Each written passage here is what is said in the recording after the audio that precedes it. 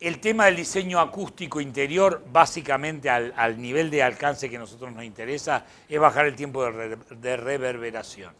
El tiempo de reverberación es esa sensación que ustedes perciben en el estar, que está allí en la casa, porque hay este techo tiene una absorción acústica importante, ahí van a tener agujeros, es decir, en unas placas de Nauf, y arriba hay una espuma de Vasotec que absorbe los sonidos de alta y media frecuencia. Eso baja el tiempo de reverberación, el tiempo de sonido de permanencia, y evita el bullicio de los bares, restaurantes y lugares a los cuales nos tienen acostumbrados y que también nos llevan porque se ponen de moda y nadie se ocupa de nuestra higiene cerebral y de nuestras condiciones, que salimos ensordecidos de esos lugares. Más allá que en algunos lugares es imprescindible por una cuestión de que un tiempo de reverberación baja me garantiza la inteligibilidad de la palabra, de lo que yo digo, porque no se van superponiendo frases una tras otra, sílabas una tras otra, como ocurre, y en situación mucho más extrema, en una iglesia, que uno no puede entender, es decir, lo que dice el cura, si no fuera gracias a una solución tecnológica, que es tener parlantes que llegan a una velocidad mayor, más rápido, que la voz rebotada en todas las superficies duras y de un gran volumen de una iglesia. Todo lo cual juega absolutamente en contra de la claridad del discurso, pero totalmente a favor de la música de órgano, que necesita un tiempo de reverberación alto, porque el órgano particularmente tiene un efecto que se llama liaison, que es la unión de una nota y el continuo típico de una música coral, de una música de órgano y demás. Bien, acabado que fuera un concepto sobre el confort acústico, deberíamos volver al confort y eficiencia energética o tocar en iluminación. La iluminación puede ser muy variada, no siempre le prestamos la debida atención. A nuestros efectos nos interesa fundamentalmente un punto, la iluminación complementaria a la natural para compensar la iluminancia de las áreas más alejadas de la ventana. ¿Esto qué significa? Es bueno ver afuera. Es bueno psicológicamente ver afuera. Ahora bien, si yo tengo una superficie de ventana y quiero garantizar una ventana al sur a los efectos luminosos, es mejor que una ventana al norte. Porque de alguna manera, pero al norte es más fácil de controlar el ingreso de luz, de sol, en verano sobre todo. Ahora, hay que evitar el deslumbramiento, porque el deslumbramiento que es el resultado de un contraste, una área muy luminosa con una área, es lo que les contaba sobre ver televisión, es decir, con las luces apagadas. Es más, hay monitores que iluminan la espalda para que estén enmarcados en un halo de luz y no tengamos que saltar con la pupila, es decir, de un lugar a otro tratando de compensar las diferencias de luminancia que tenemos, de brillo fotométrico. En definitiva, que todas estas cosas son interesantes para tener en cuenta. Ahora, si yo tengo una iluminación natural y tengo un área de ventana, y yo quiero, uno de los problemas de la iluminación natural, que su flujo luminoso cae rápidamente. Ahí está muy iluminado, acá no llega. ¿De acuerdo? Ahora, si esto es así, yo tengo que tener en cuenta que en el diseño de los efectos de encendido o el tirado de los circuitos, acá debe haber una línea de luces que compense aquella. Son muy pocos los que piensan en ese tipo de cosas. ¿Estamos de acuerdo? Se está pensando. Entonces, la iluminación complementaria es un elemento fundamental. La iluminación de servicio. Yo tengo un gran lugar, tengo que tener algunas luces estratégicas para cuando viene la persona que se encarga de la limpieza, no tenga que tener una luz a giorno, que me significa consumos de energía significativos. ¿De acuerdo? La iluminación, por ejemplo, de las escuelas, es muy interesante la iluminación cenital, funciona muy bien, o la iluminación de ventanas. Hay una cosa interesante, el módulo de la escuela anda en alrededor de 7x7, es un clásico que se estudió durante muchos años, y suele haber, en forma de peine, es decir, pasillos de distribución y las aulas laterales. ¿Estamos de acuerdo? Uno puede trabajar con una cosa interesante. Por un lado, el ingreso de luz de una de las áreas de ventana, y por el otro, trabajar con el pasillo, que además por escala arquitectónico conviene, un poco más bajo, y tener un ingreso de luz a través de la diferencia de nivel. ¿Estamos? Hay soluciones de diseño donde ahí están los arquitectos, resolviendo este tipo de cosas. Por otro lado, si yo hago esa bajada, yo puedo tener ahí los nichos o para los, es decir, los placares y demás, que pueden además ser asientos o bancos para, digamos, los descansos de los niños que están jugando o los jóvenes, lo cual me sirve además como colchón para los ruidos de pasos de los pasillos. Es bastante interesante el tema del diseño en todas estas cosas. Bien, la iluminación puede ser de un montón de cosas, general y de acento. La iluminación puede ser de efecto, es decir, donde yo quiero destacar algo en particular. La iluminación general y de acento generalmente van juntas, una iluminación de ubicación, en un museo, por ejemplo. La iluminación general uniforme en una escuela, yo quiero tener el mismo nivel de iluminación en todos los. ¿Y cuál es ese nivel de iluminación? Va a depender de la tarea. Generalmente es unos 500 lux a 80 centímetros de altura. Tengo más de un método de cálculo para hacerlo. Iluminación de trabajo, es decir, generalmente se trabaja hoy por hoy con 100 lux de iluminancia general y se trabaja con 500 en las zonas de trabajo. Entonces yo tengo una ambientación.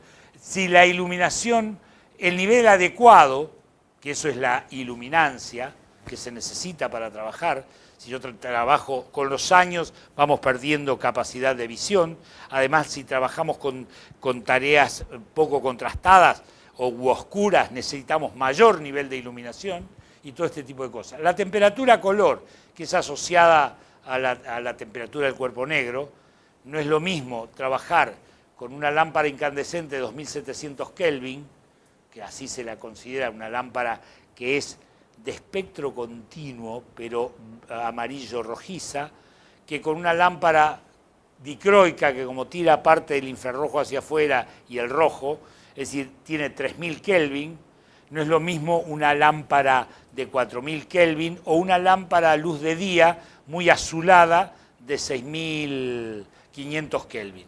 ¿Por qué digo esto? Porque si yo no elijo la temperatura-color adecuada, yo no puedo iluminar, destacar expresivamente maderas si yo no utilizo una iluminación de 2700, 3000 Kelvin. Es decir, da esa sensación de calidez que tiene la madera. Por el contrario, si yo estoy iluminando high-tech, alta tecnología, hierros, acero inoxidable, coches y demás, uso luces frías. Pero esto es una cuestión expresiva. Luces que están más vinculadas, azuladas, más vinculadas a los metales, al brillo y demás. No se equivoquen, ahora estamos todos muy preocupados por poner LEDs. Los LEDs, salvo los de ultimísima generación, que supongo porque van creciendo en forma impresionante, es decir, no tienen una reproducción de colores perfecta. La reproducción de colores la da un digamos, dispositivo continuo como es las lámparas incandescentes, que ahora se usan halógenas, ¿de acuerdo? Ni el rendimiento que en algún momento nos dijeron. Bueno, eso es otro tema, eso es verdad. Pero de todas maneras, lo importante es esto. La radiación, digamos, la reproducción de colores de una lámpara incandescente, así sea halógena, es continuo, tiene todos los colores involucrados. Entonces reproduce bien todos los colores. Todas las lámparas de descarga, y eso se llama RA100, todas las lámparas de descarga tienen un RA más pequeño. Y si quiero un RA más alto, tengo que usar, por ejemplo, en un tubo fluorescente, un trifosfórico de alta calidad para llegar a un RA 90. ¿Estamos de acuerdo? Porque si no, no reproduzco todos los colores, porque faltan en el espectro.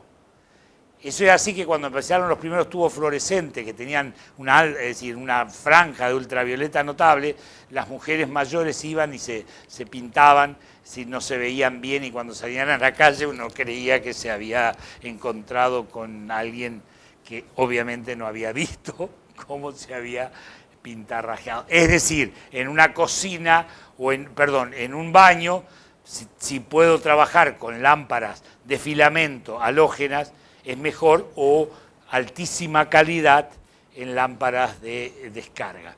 Y bueno, todo este tipo de cosas, y el rendimiento lumen-vatio, que es lo que nos garantizaba, es decir, los artefactos de iluminación. Si la iluminación es directa, indirecta, de rebote a cielo raso, ahora hay muchos wall washers, es decir, bañadores de pared, es decir, se trabaja mucho con iluminación de rebote a cielo raso, y hay que ver realmente lo que uno quiere, las dimerizaciones, es decir, poder atenuar las escenas que pueden ser también automáticas por controles automáticos, los sectores de encendido. Fíjense las cosas que tienen que ver con un confort lumínico y una alta eficiencia eléctrica de ese confort lumínico.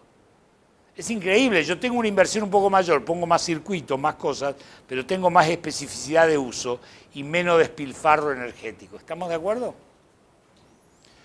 La iluminación complementaria a la natural, como dije, iluminación de servicio y mantenimiento, como ya había dicho, y la iluminación de seguridad y emergencia con luminarias estratégicas, estratégicamente colocadas y la adecuada señalética. Ya hice un comentario de que esa es una iluminación que se presta mucho al uso de celdas fotovoltaicas. ¿Está? Y es eficiente el resultado. Bien, volviendo al confort hidrotérmico, debo remitirme a un viejo amigo. Yo empecé a dibujar como diseño gráfico con el autor de esa nota, es decir, Don Inodoro, el autor de Don Inodoro Pereira. ¿Sabe usted, Don Inodoro, por qué el agua al evaporarse se va al cielo? Porque es buena, dice Don Inodoro.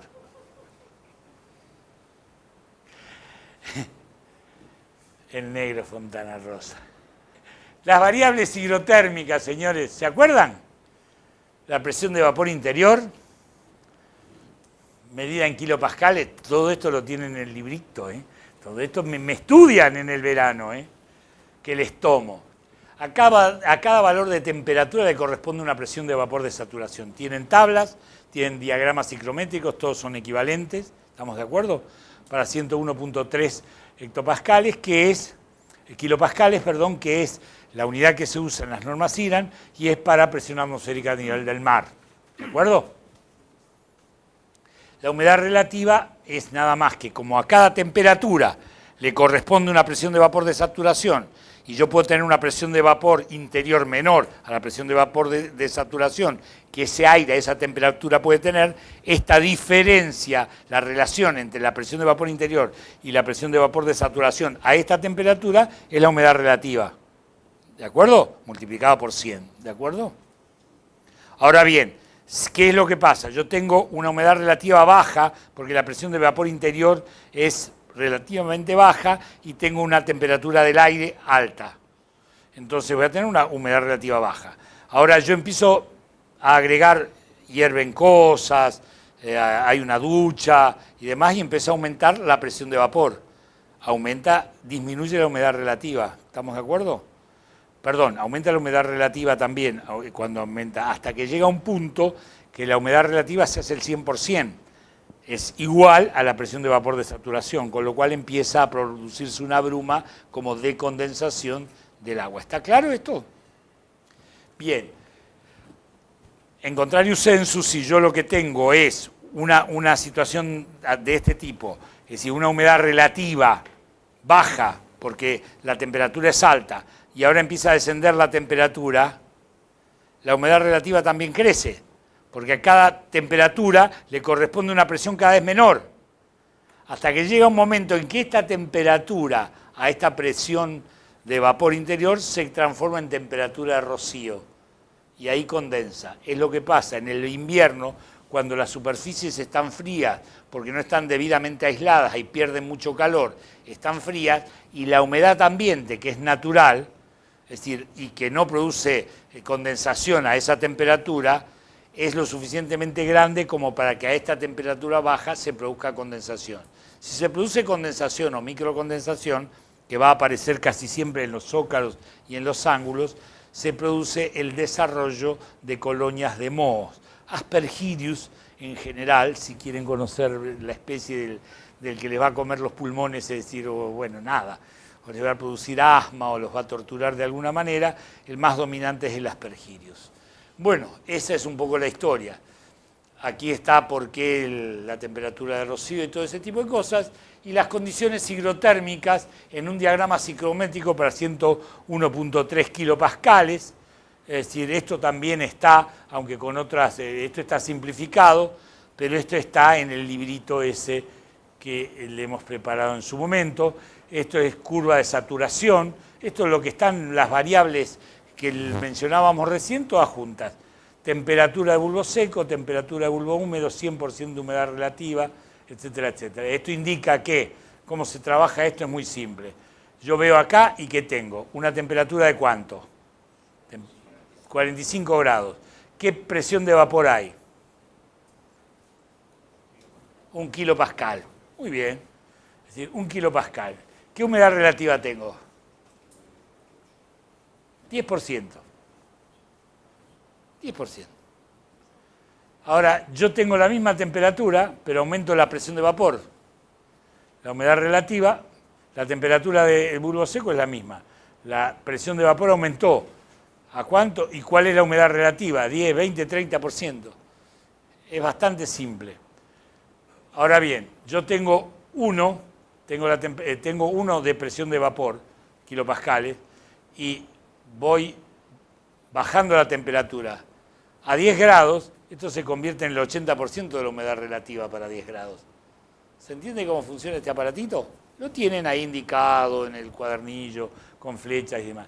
Es interesante porque esto nos permite, por ejemplo, saber cuál es la temperatura, si yo tengo 3 kilopascales de presión de vapor, ¿cuál es la temperatura de rocío? Esta, perdón, yo bajo acá, en este caso yo bajaría y acá tendría la temperatura de rocío.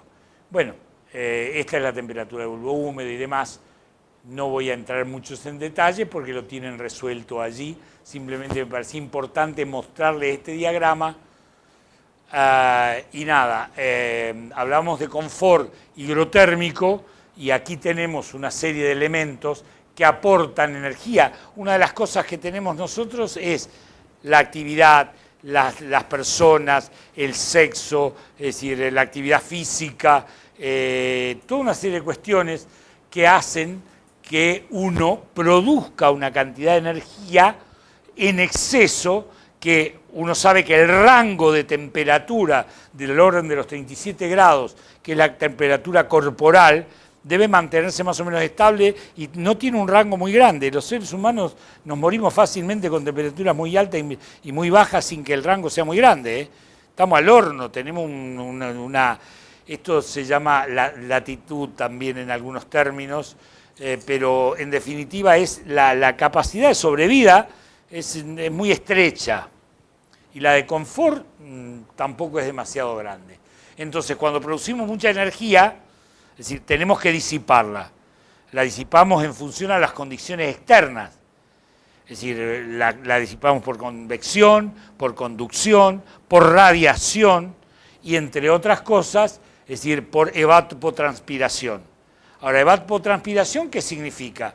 Que yo puedo evaporar agua, es decir, el sudor que llega a la superficie de la piel, al evaporarse cambia de estado. Al cambiar de estado, es decir, se arrastra calor latente de cambio de estado. ¿Estamos de acuerdo? Se enfría. Todo eso parece fantástico. Parece fantástico si yo no tengo 100% de humedad relativa. Si tengo 100% de humedad relativa, es como cuando uno quiere secar una ropita, es decir, y la cuelga y hay 100% de humedad relativa. Por más viento, el sol que le pegue, no la seca. ¿Estamos de acuerdo? Esto pasa lo mismo. Yo no pierdo calor por evapotranspiración y la cosa se empieza a complicar. Por eso el clima, digamos, difícil a veces, cuando ustedes han estado alguna vez en misión en verano, es decir, se van a dar cuenta que agradable, que es Una vez me bajé por una emergencia de un avión que venía de Europa. Yo estaba estudiando, trabajando, dando clase en Italia, una cosa así, y por un problemita técnico decide el avión bajar en Misiones. Y no había manga, nada. Yo me acuerdo que se abrió la escalerilla y dije, quería volverme al avión con aire acondicionado y demás porque hacía 40 grados y 90% de humedad, era como un halo así de... Es impresionante el contraste, ¿no? Bien, entonces, esto es un diagrama de Olgiai que es bastante interesante. Acá hay las condiciones de confort a partir de temperatura y humedad. Es decir, es una cosa de algunas condiciones. A partir de la temperatura, para que no sean tan estrictos, vean que no es tan estricto. Acá lo que yo tengo es decir, humedad relativa y esto es temperatura de bulbo seco. Y me doy cuenta que yo tengo un rango de temperaturas en la que estoy más o menos piola. Esto también varía con hábitos de vida, con acostumbramientos, con ciertas cuestiones etarias, pero digamos en términos generales es esto.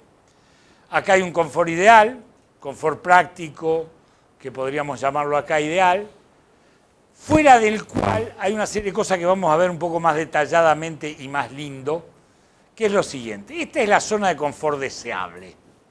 A ver, esto lo he hecho con mucho cuidado para que ustedes lo disfruten. Disfrútenlo. Yo lo disfruto. No sé si lo disfrutan. Bueno, esta es la zona de confort deseable. Estas son las variables.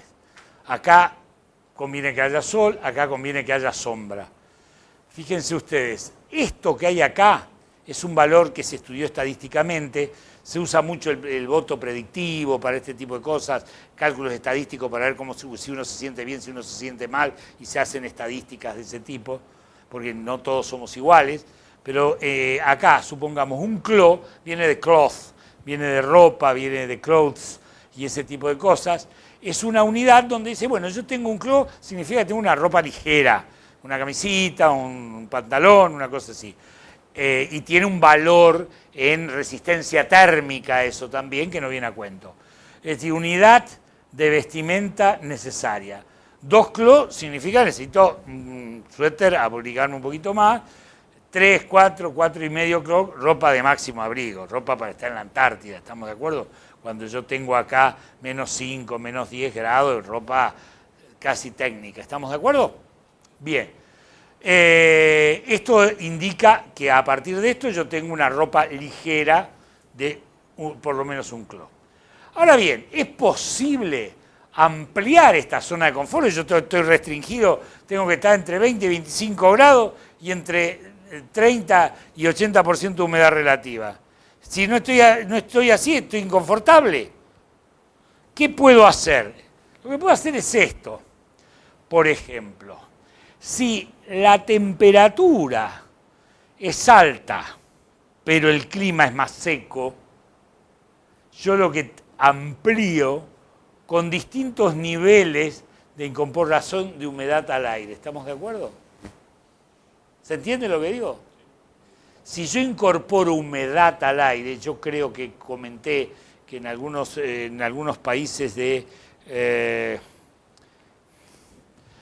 creo que de la península arábica, es decir, donde hay vientos dominantes muy secos, pero que ellos tienen un hábito, pero es dominante siempre en la misma dirección, tienen como unos desviadores, como si fueran unas cometas en unas chimeneas, que ingresa el aire a la vivienda, es decir, suelen tener colgado en esa chimenea como una tinaja, que es como que tiene una perforación y tiene agua.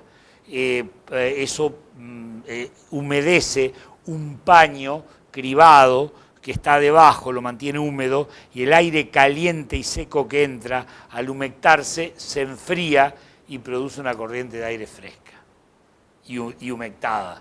Es decir, había un viejo hábito en las mujeres mendocinas, es decir, que era a la mañana abrir las ventanas, además, baldear y no secar, porque es decir, se terminaba de enfriar lo que quedaba de resto de calor del día, pero además de eso agregaba un tenor de humedad a un ambiente de por sí seco. ¿Estamos de acuerdo? La otra cosa que podría pasar es que yo tengo una temperatura alta y además con bastante humedad. Lo mejor que puedo hacer es ventilar, brisas, ventilador. ¿Estamos de acuerdo?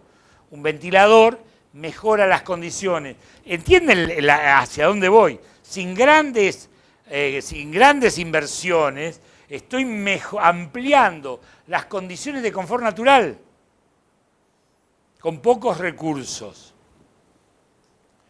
Si yo, por otro lado, estoy en una zona más fría, es decir, lo que busco es la mayor penetración de radiación solar o estar más expuesto al sol, es decir, que en ningún otro momento. Si yo estoy en climas, es decir, acá, digamos, de mucha humedad, que no son situaciones muy relativas y bajas, pero sí puedo, es decir, generalmente podría tener un problema de un exceso de sol. Más allá de este límite, tengan en cuenta esto es insoportable. A altas temperaturas y altos niveles de humedad es insoportable. Entonces, acá tenemos gráficos de humedad, acá tenemos entumecimiento, temperatura de congelamiento, posiblemente congelamiento de dedos y pies, límite de resistencia de una persona inactiva 6 horas, y la temperatura del cuerpo, que es mi límite también superior. ¿Sí? Esta es una forma simplificada, es decir, en portugués, porque es tomado de un libro que pueden googlear o se los puedo facilitar, de un tal Lambert, de arquitectura, un brasileño de Paraná, de arquitectura bioclimática, y donde, bueno, todo está hecho con esquemas de este tipo, y bueno, esto muestra más o menos el diagrama de Olgiai de un modo mucho más ameno, y cada una de las variables. Yo no me he detenido a ver todas las cosas. Me pareció interesante cambiarles la forma en que expreso mis cosas. ¿De acuerdo? Este es el diagrama que ustedes tienen. Y esto tiene que ver con otra cosa. Este es un diagrama ciclométrico que tomó Baruch Givoni, un israelí, que lo que hizo fue, de acuerdo a las temperaturas de un lugar, hizo unos bioclimogramas de temperaturas y variaciones a lo largo del año. Y estableció que en cada zona, digamos, fuera de esas condiciones ideales, podían utilizarse soluciones de arquitectura pasiva bioclimática que mejorara esa condición. ¿Estamos de acuerdo? Como esta no es un curso de bioclimatismo, simplemente quería mencionárselo. Lo que hace es esto. Si yo estoy en la zona 1, tengo confort invierno, tengo confort en verano, que se amplía un poco más. En 3 necesito una ventilación cruzada, es decir, si yo estoy dentro de este campo, yo debería tener una suerte de ventilación. Esto hace bien, no necesito irme demasiado a grandes soluciones. Si estoy en la zona 4, que esto necesito inercia térmica y ventilación selectiva. Esto es ventilación en algunos momentos y otros no. Inercia térmica significa construir pesado para que se acumule en la masa del edificio, es decir, parte de la energía solar o cualquier energía que yo tenga. Y bueno, acá hay distintos sistemas solares pasivos, aquí en humidificación, etcétera, etcétera. Esto, por supuesto, lo encontrarán en cualquier libro de arquitectura bioclimática. Esto está expresado más o menos del mismo modo, las cosas que yo necesito. Esto es lo que vieron típicamente, es decir, el que dio nosotros hemos trabajado sobre todas estas soluciones posibles, menos sobre el tema de las ventanas. Hoy incorporé un dato más, que el del aislamiento térmico. Esto es interesante porque a veces ustedes no suelen discernir con claridad de dónde vienen este tipo de cosas que uno hace a veces en nuestra participación en normas IRAM y todo este tipo de cosas. Esto es un debate, tiene cierto grado de, ¿cómo podría decirle?, de confidencialidad, porque en realidad, si bien esto creo que está publicado en parte en una de las anales de ASADES ahora, últimos de las presentaciones, esto es un centro de investigación del CONICET en Mendoza y forma parte de una tesis doctoral pero con esto estamos trabajando en dos posiciones distintas en la norma IRAN de acondicionamiento térmico de ventanas, de carpinterías. Y se están discutiendo cosas muy interesantes. El primer aspecto es que nunca en el análisis de la ventana se tomó el factor solar, lo cual es un tema complicadísimo y que lleva a pensar que si uno no tuviera otro tipo de protección, en determinadas áreas del país, bioclimáticas del país, no debería pensarse en calefacción y en otras no debería pensarse en refrigeración. ¿Se entiende lo que estoy diciendo, no? Es decir, es un tema que además controversial, genera un despelote, las reuniones son feroces y esta gente trabaja muy bien, hemos trabajado en teleconferencias, vienen una vez por mes. Bueno, este trabajo lo presentaron hace 15 días atrás, además hay posiciones encontradas, ellos tienen esta posición de zonificación, que es el CONICET, la gente de Mendoza, y esta es la posición de zonificación del INTI, con distintos argumentos, y eso es lo que debatimos. Era para que supieran la entidad de este tipo de cosas. Bueno, acá ahí aparecen, debido justamente a las características, grados días de calefacción vinculados con la radiación de invierno y grados días de enfriamiento vinculados con la energía de verano, al aparecer el factor solar. ¿Se dan cuenta? Cambia toda la jugada. Entonces, acá aparecen zonas y dentro de esas zonas, de golpe aparece Salta con Rosario y Paraná. Y usted dice, ¿qué tiene que ver Salta con Rosario y Paraná? Que es la discusión. Pero Salta, debido a la altitud, debido a una cantidad de cosas, se parece más. Es apasionante el tema, además, cuando uno recibe eso, me dice, ¿cómo? Hay una ventana, y además porque significa que va a haber ventanas que certifican un alto estándar en un lugar y en otros lugares no, o son innecesarias. No saben lo que pasó cuando la gente, digamos, que vende vidrios, por ejemplo, dice, no, allá no es necesario un doble vidrio. ¿Cómo? ¿Cómo no? Bueno, hay juegos de intereses y demás. Pero bueno, esto fue lo que más me interesó y por eso se los traje. Es decir, se lo pedí prestado, por eso yo digo que es como una infidencia. Fíjense acá lo que aparecen con los colores simplemente es como si fuera una termografía, ¿estamos de acuerdo? Pero fíjense qué interesante lo que significa el comportamiento de K, el factor solar. Estos dos valores me interesan mucho. Esto es la cantidad. Para los que no lo saben, el factor solar es la cantidad de irradiación de onda corta, es decir, la irradiación solar que llega a un vidrio y que se transforma en el interior en energía térmica, ¿estamos de acuerdo? Es decir, se produce una serie de interacciones, pero después termina siendo ganancia solar, ganancia de energía debido a sol, ¿de acuerdo? Eso se llama factor solar. Entonces, acá, ¿qué es lo que pasa? El K es simplemente el mismo K que usamos para elementos opacos. Es el valor, lo opuesto a la resistencia, la transmitancia térmica del vidrio a diferencia de temperatura del aire. ¿Sí? Entonces, un vidrio simple tiene un K muy alto, y encima aumentado porque la carpintería de aluminio, que es muy transmisora, le da un vidrio simple de 3 milímetros, es esto. Un aluminio, un DBH de 3 más 6 más 3, mejora un poco el porcentaje de esto, fíjense, baja, es decir, 5, el factor solar baja 5,44. Estos valores son elevados porque se tiene en cuenta la integración de invierno y verano, pero es un tema simplemente para que vieran las cosas que se consideran. Aluminio, más grosor de vidrio y más ancho de cámara, mejora muy poco el K, es decir, o lo aumenta el K de alguna manera y el factor solar se mantiene más o menos estable.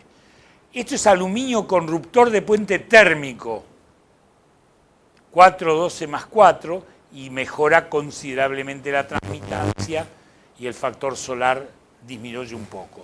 Y una carpintería de PVC, 4,12 más 4, baja también el K. Pero lo que me interesa es que vean la magnitud de la problemática, que a veces no es consistente con la importancia que nosotros le damos al tema. Pero que hay know-how, que hay búsquedas, que hay intereses. A veces es difícil de transmitir la importancia de estas cosas a los arquitectos, a los diseñadores, a los proyectistas que juegan en este tipo de situaciones. Esto es lo que vimos durante todo el curso en distintas aplicaciones. Es lo que tienen en detalle en los cuadernillos, en el librito, y estas son todas las posibilidades que me pareció oportuno, ya la ampliaremos eventualmente, de todas las situaciones posibles de un buen aislamiento térmico de superficies opacas. Es decir, quiero hacer notar que cuando hablo de superficies transparentes no estamos considerando, yo creo que en el verano me tocará escribir algunas notas de recomendaciones a esta norma de ventanas, decir qué pasa con el factor solar cuando yo empiezo a usar protecciones solares, cortinas de enrollar y este tipo de cosas que se dejaron de usar. El techo invertido fue uno de los temas que le dimos importancia. A algunos les gustó esto y le agradezco que me lo hayan hecho notar. Esto es una vieja recuperación, se los agradezco porque me parece que es no un valor para mí, sino para la persona que alguna vez hizo estas soluciones tantos años atrás y que fue guardada en el olvido por tanto tiempo, que es como ventilar un contrapiso, es decir, alivianado, para evitar, es decir, que quede agua de obra en el interior, es decir, confinada entre una barrera de vapor y una aislación hidráulica. Bueno, esto era como nosotros lo aplicamos acá, esa situación. Pensé que tenemos un problema de humedad, que estamos viendo dónde está la falla. Bueno, una se descubrió, acá los muchachos cuando hicieron estas perforaciones, rompieron todo, pero bueno, no importa. No es suficiente para justificar que la casa tenga manchas de humedad. Se hicieron muchas cosas interesantes, pero hay una mancha de humedad que estamos indagando. Yo, como todos saben, tengo una formación en patología edilicia, si bien no ejerzo mucho, de vez en cuando me convocan para algunas cosas, y como suelen ser desafíos, cuando hay un problema de patología, te dice, tengo un despelote, vinieron 20 tipos, y vienen los curanderos, ¿no? Es decir, yo te lo soluciono, te ponele este líquido, te lo deja nuevo, y a mí me da un odio, y entonces me pongo, soy capaz de tomar un trabajo, nada más que para sacárselo al curandero, ¿no? Pero bueno, este es otro tema. Entonces, la aislación de cubiertas verdes, que fue una cosa que tocamos y que creo que tiene mucho que ver con el futuro, es decir, no quiero entrar en detalles porque solo muestro o alguna cosa que incorporé nueva.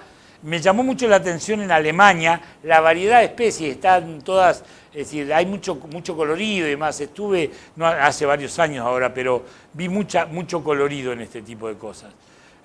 Bueno, esto es de una solución que acá se mostró, de un aislante térmico, además, bueno, todas las variaciones y los espesores que ellos utilizan. Acá lo que están trabajando es con el sobrepeso debido a en estas capas que hay que tener en cuenta.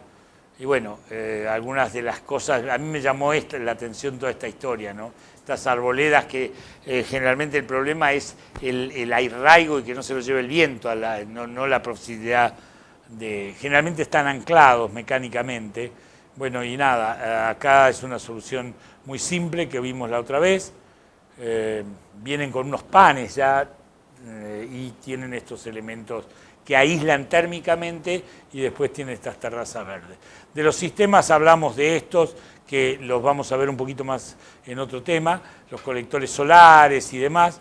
No quiero entrar en detalles de la acumulación de agua que le dije para preservar el agua, como habíamos visto, el aprovechamiento de la energía solar, los edificios significativos que mostré, cómo habían evolucionado el International Style, más allá que me pueda o no gustar formalmente la obra de Foster, pero indudablemente ellos empezaron a trabajar con el tratamiento de las fachadas y con una serie de cuestiones, es decir, de un modo mucho más inteligente que lo que había hecho, es decir, la primera etapa del International Style.